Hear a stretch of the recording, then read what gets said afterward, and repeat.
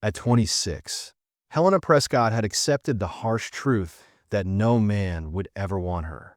The smallpox scars that covered the left side of her face told the story of a fever that had taken half the town 5 years ago, including her parents. She had survived, but survival came with a price. The deep, pitted marks ran from her temple down to her jaw, turning what had once been a pretty face into something that made children stare and grown men look away.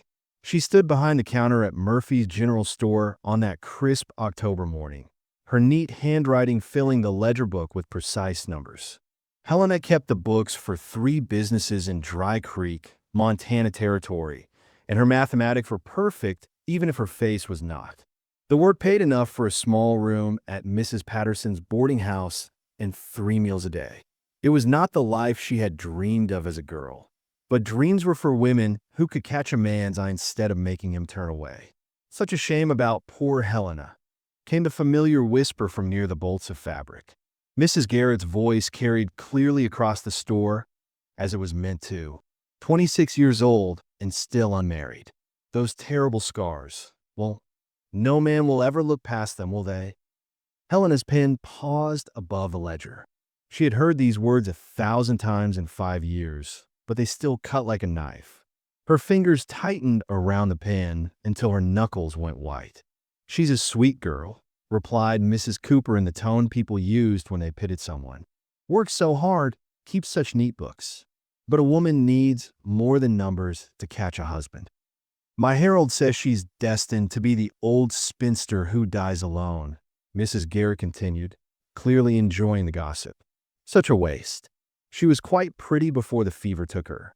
Now she'll spend her life counting other people's money and growing old in that boarding house room." Helena closed her eyes and tried to block out the words. She had learned long ago that defending herself only made the talk worse.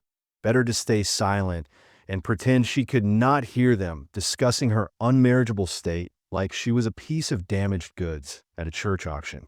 The bell above the door chimed, and Helena looked up to see a stranger entering the store. He was tall, probably 6 feet, with broad shoulders that filled out his brown wool coat. His hat was well-made but weathered, and his boots were the kind that meant serious work, not just show.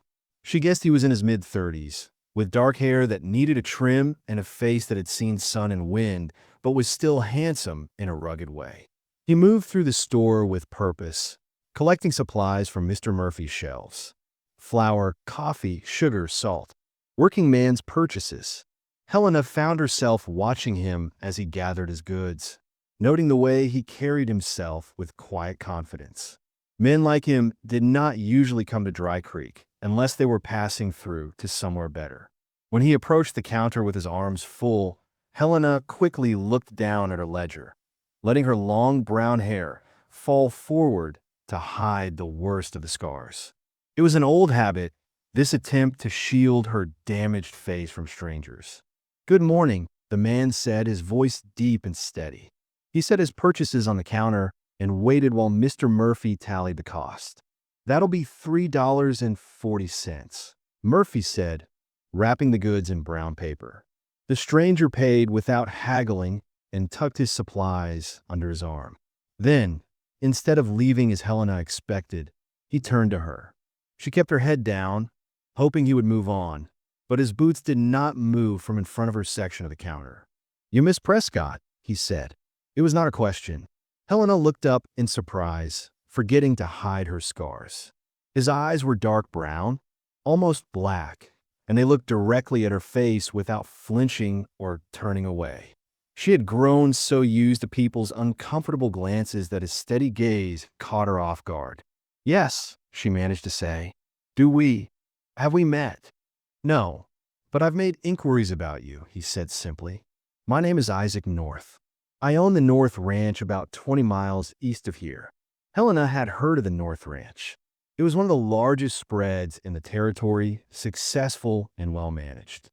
She wondered why a man like Isaac North would make inquiries about the scarred bookkeeper of Dry Creek. The store had gone quiet. Mrs. Garrett and Mrs. Cooper had stopped their whispering to listen. Even Mr. Murphy was leaning forward with obvious curiosity. Strangers did not usually seek out Helena Prescott for conversation. Isaac seemed to notice the attention they were drawing. He glanced around the store, then back at Helena with a slight frown. "Miss Prescott, I wonder if I might speak with you privately. I have a business proposition that might interest you." Helena's heart began to beat faster. A business proposition? What could a successful rancher possibly want with her? What kind of proposition? Isaac straightened to his full height and looked directly into her eyes. The words he spoke next would echo in her mind for years to come, changing everything she thought she knew about her future. "Miss Prescott," he said in a voice that carried clearly across the now silent store, "I need a wife. Someone practical and intelligent who can manage a household and raise children. I've heard you're both of those things. So I'll ask you directly, will you marry me and give me sons?" The ledger book slipped from Helena's hands and hit the floor with a crash. Ink splattered across the carefully written numbers, creating dark stains that spread like her shock across the page. Every person in Murphy's General Store stood frozen, staring at the impossible scene unfolding before them. Helena's mouth opened, but no sound came out. This cannot be happening. Men like Isaac North did not propose to women like her. Beautiful, unmarked women threw themselves at successful ranchers every day.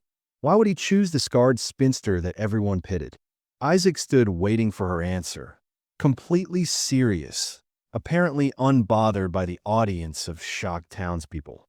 His dark eyes never left her face, and there was something in his expression she could not read.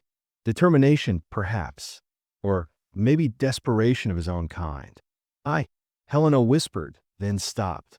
She could feel every eye in the store watching her, waiting to see what the unmarriageable woman would say to this miracle that had just walked through the door. Helena stared at Isaac North like he had just asked her to fly to the moon. Around them, Murphy's General Store buzzed with shocked whispers. Mrs. Garrett's mouth hung open, so wide she could have caught flies. Mrs. Cooper clutched her fabric samples like they might save her from this scandalous scene. Even Mr. Murphy stood frozen behind his counter, his usual cheerful chatter completely gone. The ink stain from Helena's dropped ledger spread across the floor, dark and permanent like the moment that was changing everything. She bent quickly to gather the fallen book, her hands shaking as she tried to wipe away the damage. The numbers she had written so carefully were ruined now, just like her quiet, predictable morning. She started to speak, then stopped. What did a woman say to a proposal like that? "Thank you? Are you insane?" She had never even imagined such a moment, certainly not happening in public with half the town watching. Isaac seemed to realize they had an audience. His jaw tightened slightly as he glanced around at the staring faces. "Perhaps we could discuss this outside," he said calmly, as if he had just asked about the weather instead of shocking everyone in Dry Creek. Helena nodded quickly, grateful for any escape from the curious eyes. She set the damaged ledger on the counter and followed Isaac toward the door, feeling every gaze burning into her back. Behind her, she could already hear Mrs. Garrett starting to whisper urgently to Mrs. Cooper. The cool October air hit her face as they stepped onto the wooden sidewalk. Isaac walked around to the side of the building where they would have some privacy, and Helena followed on unsteady legs. Her heart was beating so hard she was sure he must be able to hear it. "Now then," Isaac said, removing his hat and running a hand through his dark hair. "I apologize for the public nature of that. I had not expected such an audience." "Mr. North," Helena said, finding her voice at last, "I think there must be some mistake. You don't know me. We've never even spoken before today." "True enough," he agreed, "but I've made it my business to learn about you. I know you keep books for 3 businesses in town and that your numbers are always accurate. I know you lost your parents to the fever 5 years ago and that you've supported yourself ever since. I know you're 26, unmarried, and that folks around here seem to think that's a permanent condition." Helena's cheeks burned with embarrassment. "So you know I'm a town spinster. That still doesn't explain why a man like you would." She gestured helplessly between them. Isaac studied her face with those steady dark eyes. A man like me? Successful, handsome, rich enough to buy whatever you want. The words tumbled out before she could stop them. You could have any woman in the territory. Why would you choose someone like me? Instead of looking offended by her directness, Isaac nodded approvingly. Because you ask honest questions instead of batting your eyelashes and pretending to be something you're not. And because I need a wife who understands that this is a practical arrangement, not a romantic fairy tale. Helena wrapped her arms around herself, suddenly cold. A practical arrangement. Yes. Isaac leaned against the wooden wall of the store. I'm 35 years old, Miss Prescott. I own 15,000 acres, 2,000 head of cattle, and a house that's too big for one man. I need someone to manage the household, keep the books, and give me children to inherit what I've built. You need security and a home of your own. And you think I should be grateful for such an offer? Helena asked, surprised by the sharp edge in her own voice. I think we could both benefit from it, Isaac said simply. Beauty fades, Miss Prescott. It's gone in 10 years and completely worthless in 20. But character lasts. Intelligence lasts. The ability to work hard and stand by your commitments lasts. You've proven you have all those things. Helena stared at him, trying to understand. You're saying you want to marry me because I'm plain and practical. I'm saying I want to marry you because you're strong enough to survive what life has thrown at you and smart enough to make the best of it.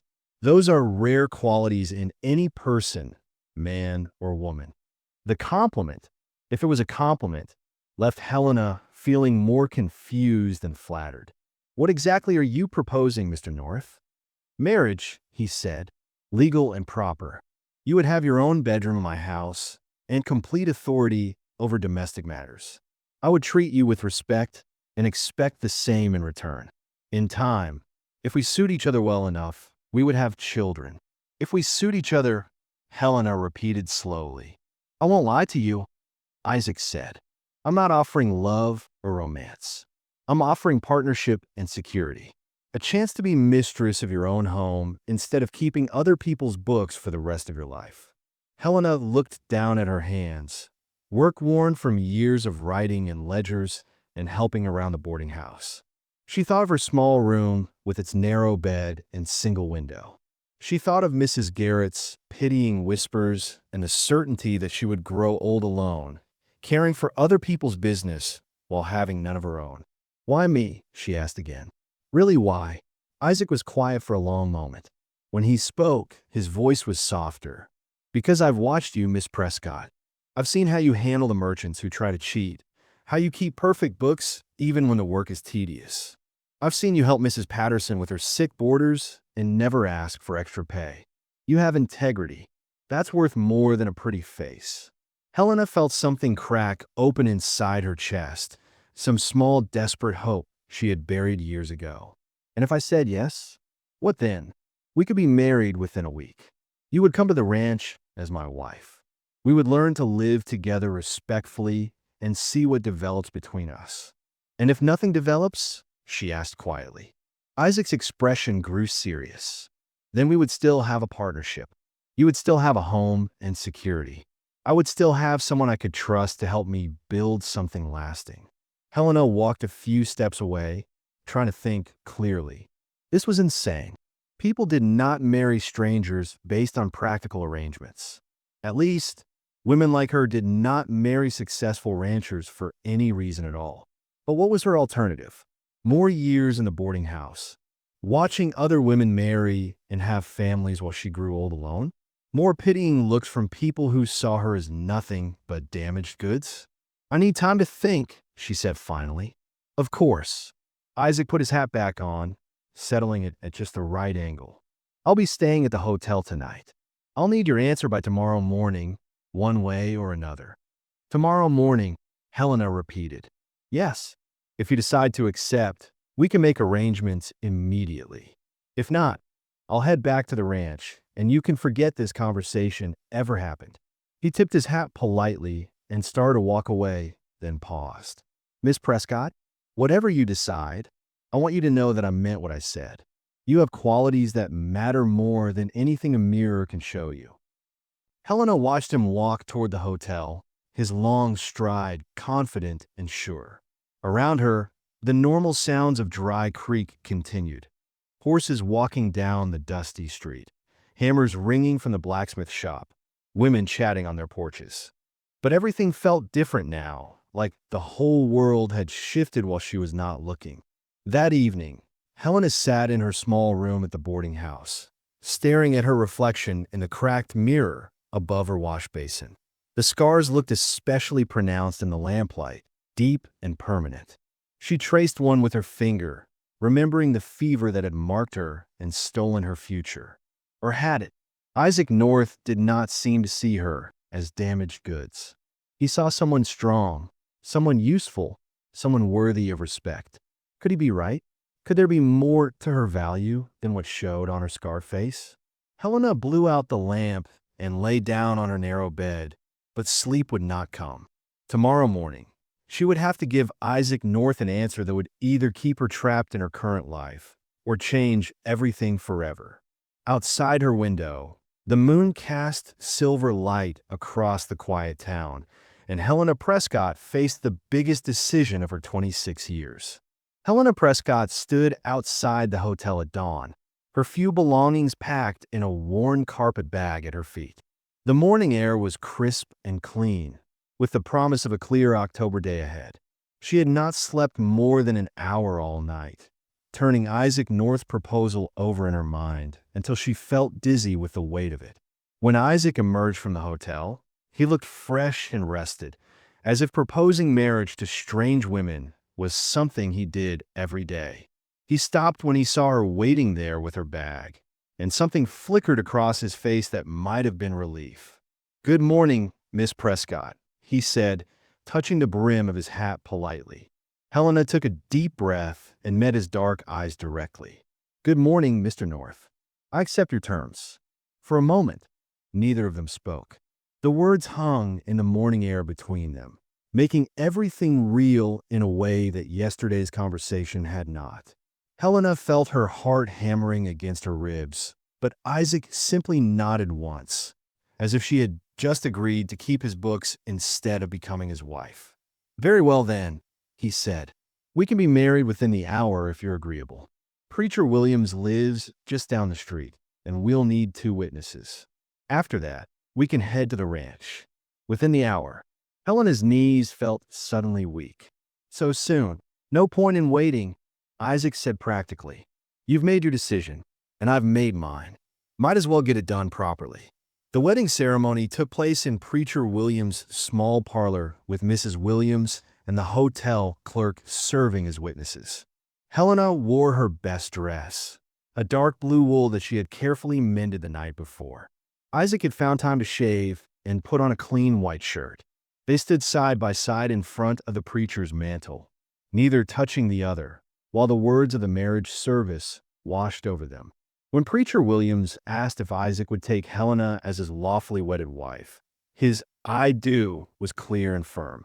When the same question came to Helena, her voice barely whispered the words, but they were heard well enough. Isaac slipped a simple gold band onto her finger. When had he found time to buy a ring? And it was done. Helena Prescott was now Helena North, married to a man she had known for exactly 18 hours.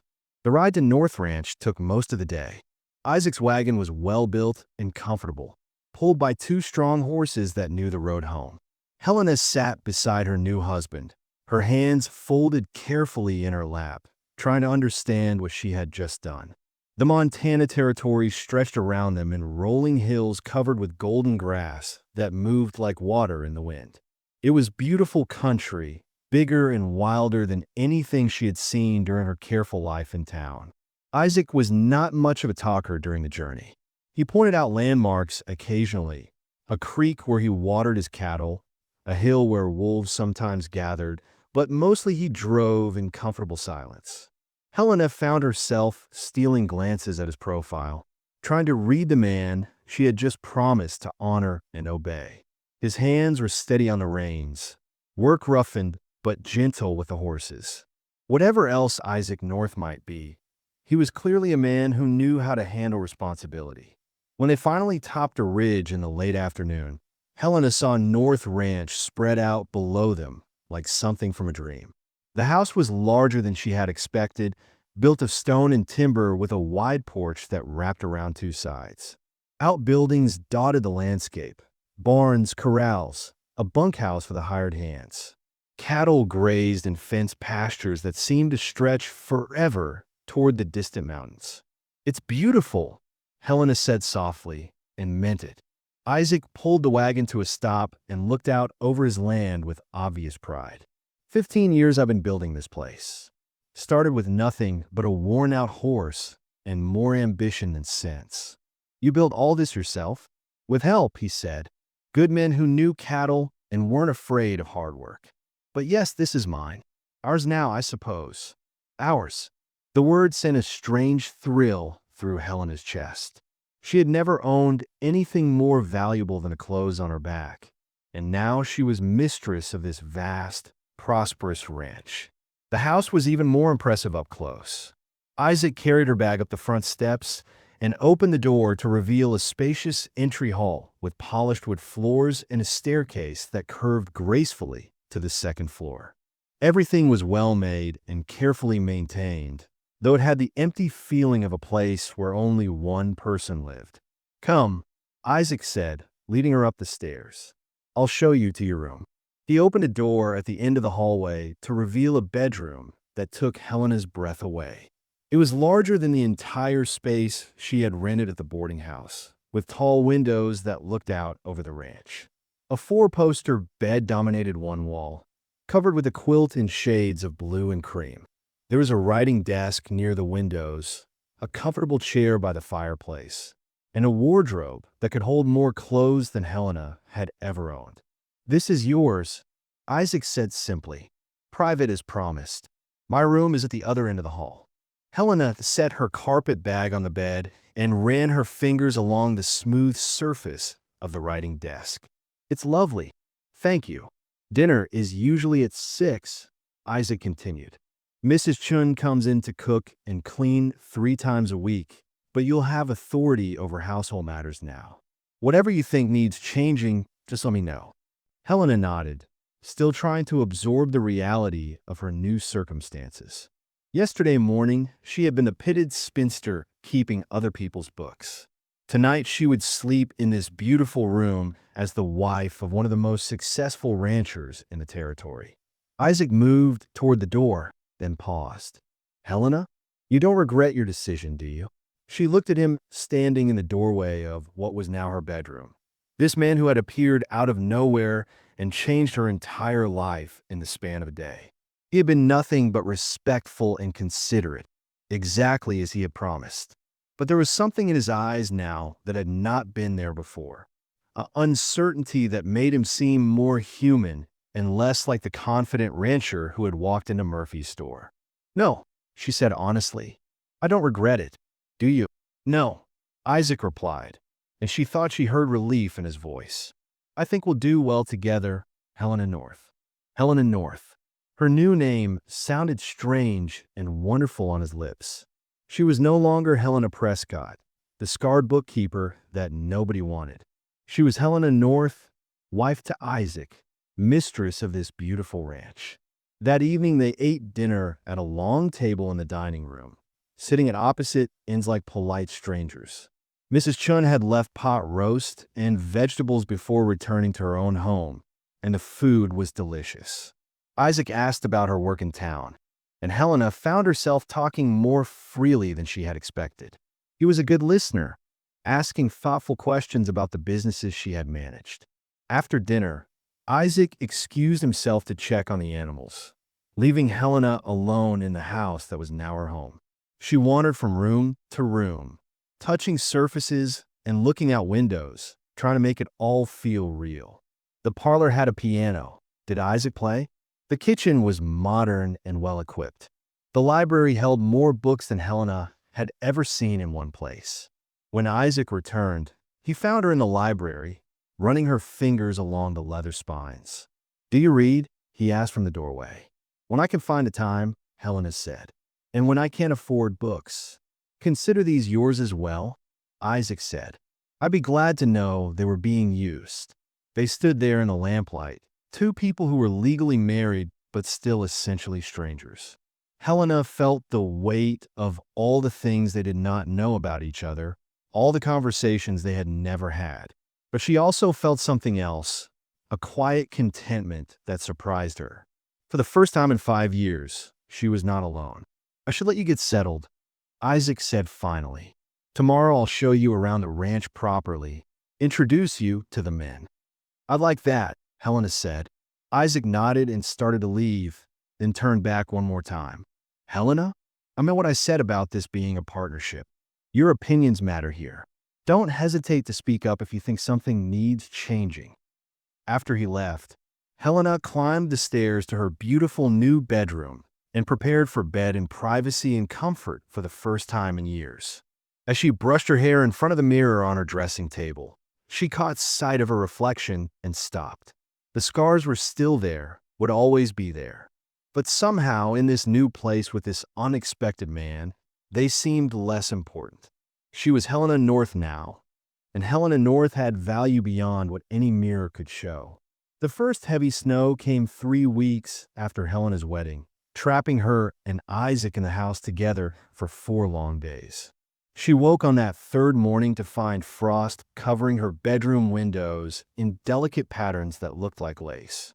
Outside, the world had disappeared under a blanket of white so thick she could barely make out the barn through the swirling flakes. Helena had settled into ranch life more easily than she had expected. She took over the household books with the efficiency Isaac had predicted, discovering that he had been paying too much for supplies and not enough attention to small expenses that added up over time. Within a week, she had renegotiated contracts with 3 suppliers and organized the storage rooms so that nothing would be wasted or forgotten. Mrs. Chan was delighted to have another woman in the house, chattering happily in her mix of English and Chinese while they worked together in the kitchen. Helena learned to cook Isaac's favorite meals and discovered she had a talent for making bread that rose light and golden. The ranch hands, initially suspicious of their boss's sudden marriage, began tipping their hats respectfully when they saw her, especially after she figured out a way to stretch the bunkhouse provisions to feed them better on the same budget. But it was during the storm, trapped in a house with nowhere to go and nothing to do but wait for the weather to clear, that things began to change between Helena and Isaac. On the first day, they maintained their polite distance. Isaac worked on ranch accounts in his study, while Helena reorganized the linen closet and wrote letters to the few people in town she considered friends. They ate their meals at opposite ends of a long dining table, making careful conversation about the weather and the cattle. By the second day, the formality was wearing thin. Helena found Isaac in the kitchen at dawn, already making coffee, his hair rumpled from sleep and his shirt unbuttoned at the collar. Something about seeing him this way, unguarded and domestic, made her stomach flutter in a way she had not expected. "Storm doesn't look like it's letting up," he said, handing her a cup of coffee without being asked. His fingers brushed hers as she took it, and she felt a little shock of warmth that had nothing to do with the hot ceramic. "The men in the bunkhouse will be getting restless," Helena said, trying to ignore the way Isaac's presence seemed to fill the kitchen. "They'll be fine. We've weathered worse storms than this." Isaac leaned against the counter, watching her over his coffee cup. "You don't have to stay in your room all day, you know. This is your house, too. I don't want to be in your way." "You're not in my way," Isaac said quietly. "Truth is, it gets lonely out here during the long winters. I'd welcome the company." That afternoon, Helena found herself in Isaac's study, sitting across from his desk while he explained the ranch's breeding program. She was supposed to be learning about the business, but she kept getting distracted by the way the lamplight caught the gray threads in his dark hair, or how his hands moved when he pointed to figures in the ledger. "You're not listening," Isaac said with a slight smile. Helena felt heat rise in her cheeks. "I'm sorry. I was thinking about the feed costs you mentioned." Isaac's smile widened, and she realized he knew exactly what she had been thinking about. Helena, can I ask you something? Of course. Do you find this arrangement as strange as I do? Helena set down her pen and looked at him directly. What do you mean? I mean, we're married, but we barely know each other. We live in the same house, eat the same meals, but we're like polite strangers. Sometimes I catch myself wondering what you're thinking or wanting to tell you something that happened during my day, and then I remember that we're not. We're not really. He trailed off, running a hand through his hair. We're not really husband and wife, Helena finished softly. Yes, and I'm wondering if that's what you want. If you're comfortable with keeping things as they are. Helena studied his face in the lamplight, seeing something vulnerable there that he usually kept hidden. Are you comfortable with it? Isaac was quiet for a long moment. No, he said finally. I thought I would be, but I'm not. I find myself wanting to know you better, Helena. Not just as a business partner, but as a person. That evening, they sat together in the parlor instead of retreating to separate parts of the house. Isaac built up the fire while Helena settled into a chair with her mending. And for the first time since their wedding, the silence between them felt comfortable instead of awkward. Tell me about your family, Helena said, looking up from the shirt she was patching. Before you came to Montana. Isaac's face grew still. What would you like to know? Anything. I feel like I married a stranger. You did marry a stranger, Isaac said, but not unkindly. He was quiet for so long that Helena thought he would not answer.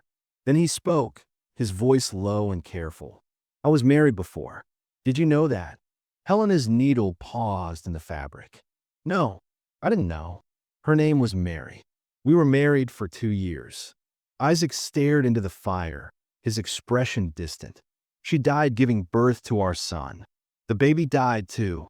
Helena set down her mending, her heart aching for the pain in his voice. Isaac, I'm so sorry. It was my fault, he continued, as if she had not spoken. The doctor said she was too small, too delicate for childbearing.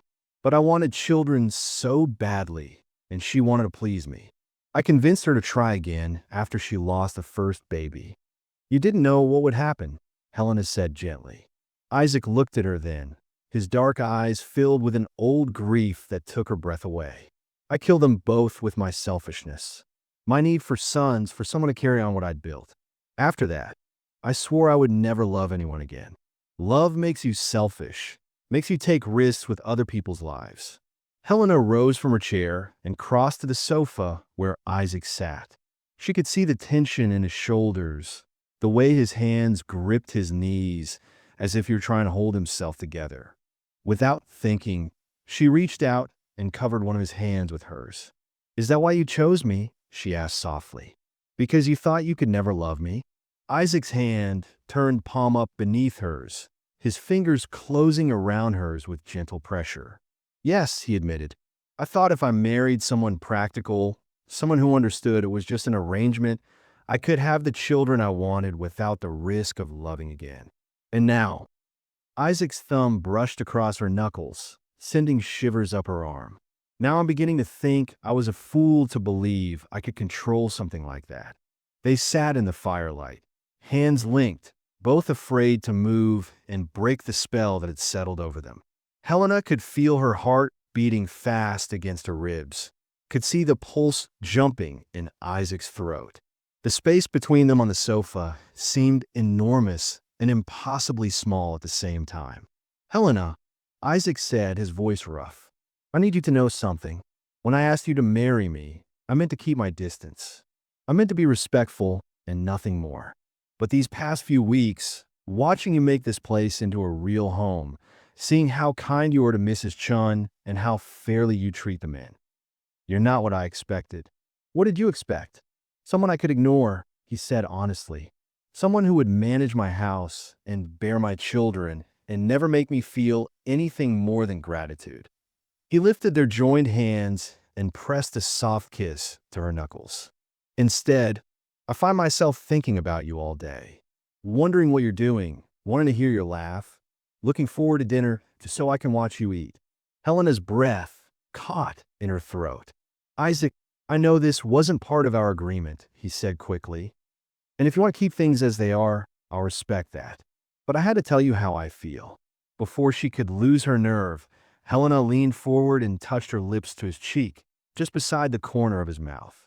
Isaac went completely still, his breathing ragged. "What if I don't want to keep things as they are?" she whispered against his skin. Isaac turned his head until their faces were inches apart. "Then we'll figure out what comes next. Together." The storm howled outside, but inside the warm circle of firelight, Helena and Isaac sat holding hands like teenagers, afraid and hopeful and falling in love despite all their careful plans to the contrary. Tomorrow the snow would melt, and they would have to face the world as husband and wife instead of business partners.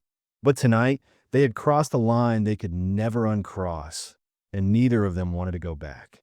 Spring came early that year, melting the snow and opening the roads by March. Helena had never been happier. The winter months had transformed her marriage from a business arrangement into something beautiful and real.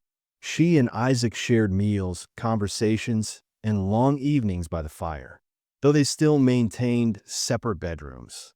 The walls between them were crumbling more each day.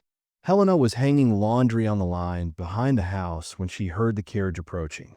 Visitors were rare at North Ranch, and she shaded her eyes against the morning sun to see who might be coming up the long drive. The carriage was elegant and expensive, pulled by match bay horses that spoke of wealth and refinement. A woman stepped down from the carriage, and Helena's breath caught in her throat. She was beautiful in a way that made Helena immediately conscious of her own patchwork dress and wind-blown hair.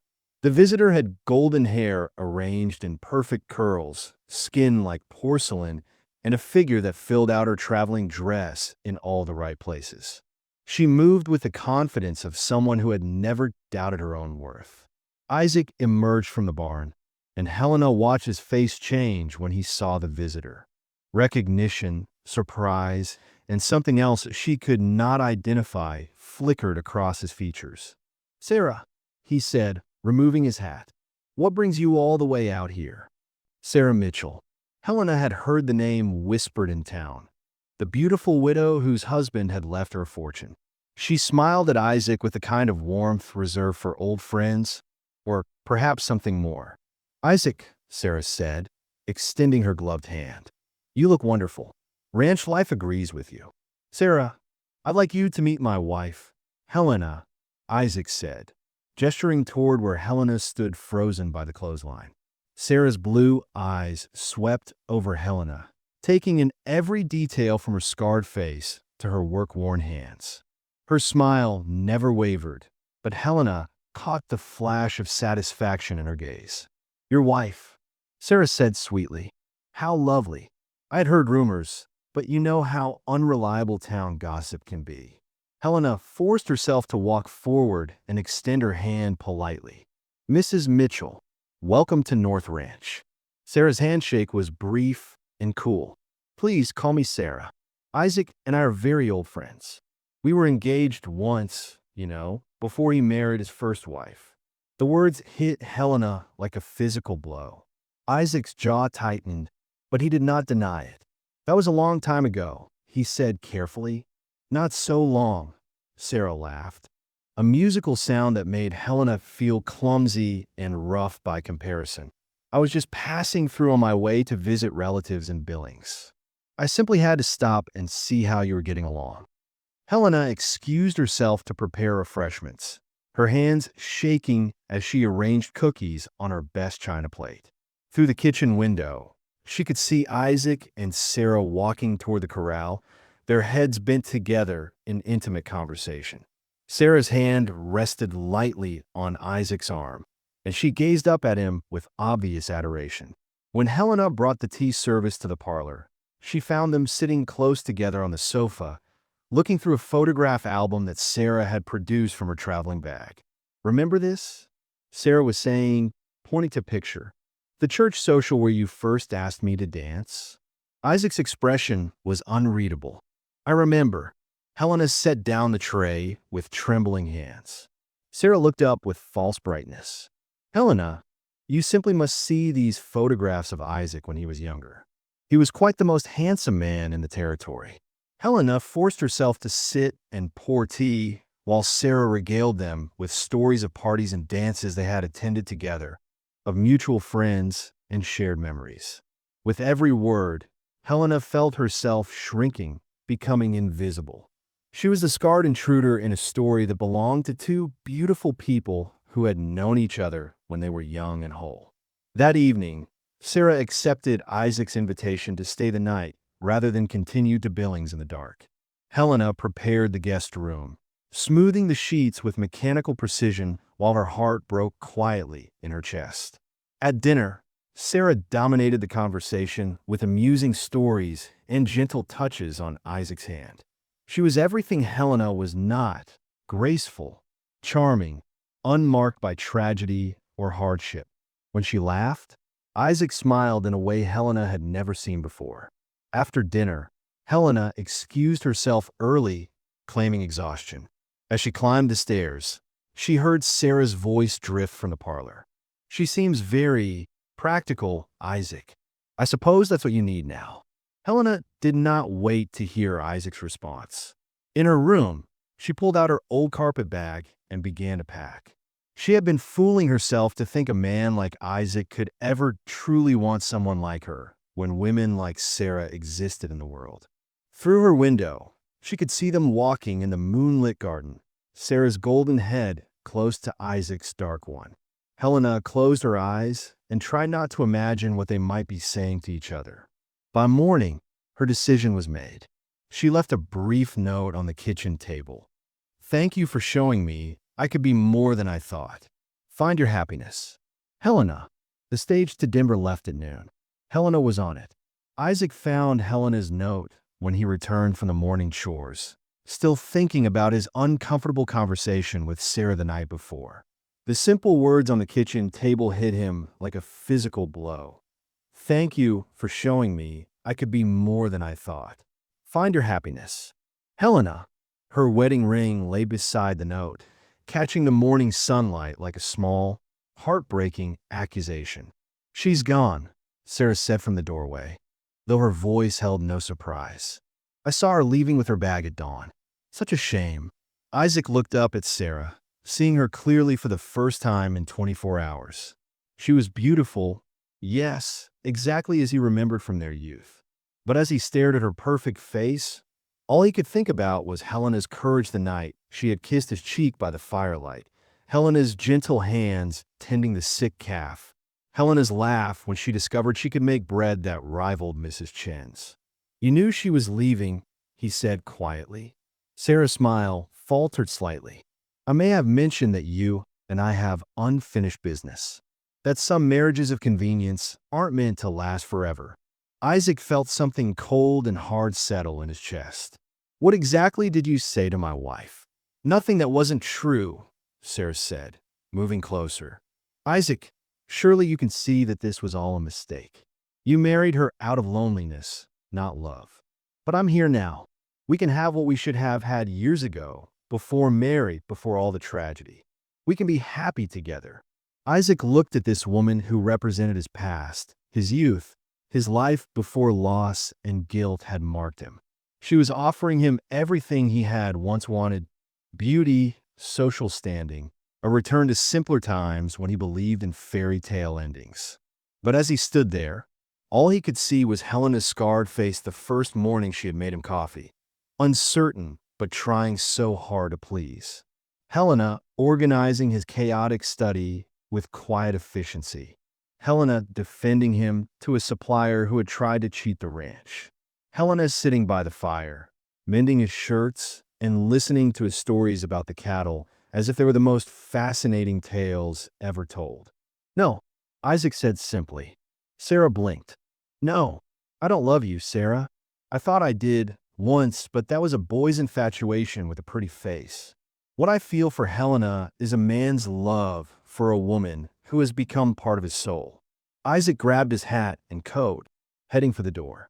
Sarah caught his arm. "She's nothing special, Isaac. She's scarred and plain, and she's everything," Isaac said, pulling free. "And if I have to chase her all the way to California to tell her that, I will." The ride to town took 45 minutes at full gallop. Isaac's horse was lathered with sweat when he pulled up at the stage depot, but he was too late. The clerk confirmed that the Denver stage had left an hour ago. Isaac bought the fastest horse available and rode hard down the mountain road, pushing both himself and his mount to their limits. The stage had to stop to rest the horses at Miller's Creek, and that was where he caught up with them. The coach parked beside the rushing water while passengers stretched their legs. Helena sat alone on a fallen log, staring at her hands folded in her lap. She looked small and defeated, nothing like the confident woman she had become during their months together. "Helena," Isaac called, dismounting before his horse had fully stopped. She looked up, startled, and he saw the tears she had been trying to hide. "Isaac, what are you doing here?" "Coming after my wife," he said, crossing to her in 3 long strides. "Coming after the woman I love more than my own life." Helena shook her head. "You don't have to say that. Sarah is beautiful and perfect, and Sarah is my past," Isaac said, dropping to one knee in front of her. "You are my present and my future and everything that matters to me. I didn't want to love you, Helena, because love had brought me nothing but pain. But you made it impossible not to love you." "I'm not beautiful like her," Helena whispered.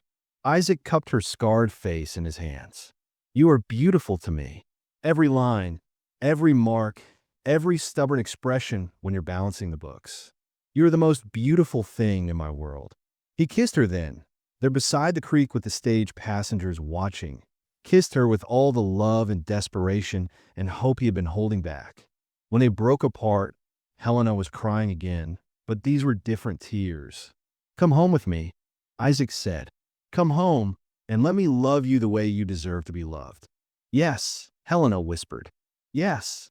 6 months later, Helena stood in their bedroom, one hand resting on her growing belly, watching Isaac work in the corral through their window. She still carried the scars that had once defined her, but now when she looked in the mirror, she saw Isaac's wife, the woman who had helped build something beautiful on North Ranch. When Isaac came in for dinner, he wrapped his arms around her from behind, his hands covering hers on her stomach.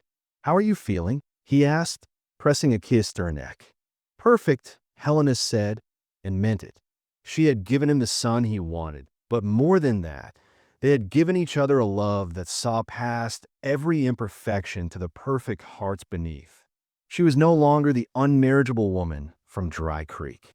She was Helena North, beloved wife, expectant mother, and a woman who had taught Isaac North that sometimes the most beautiful love comes from the most unexpected places.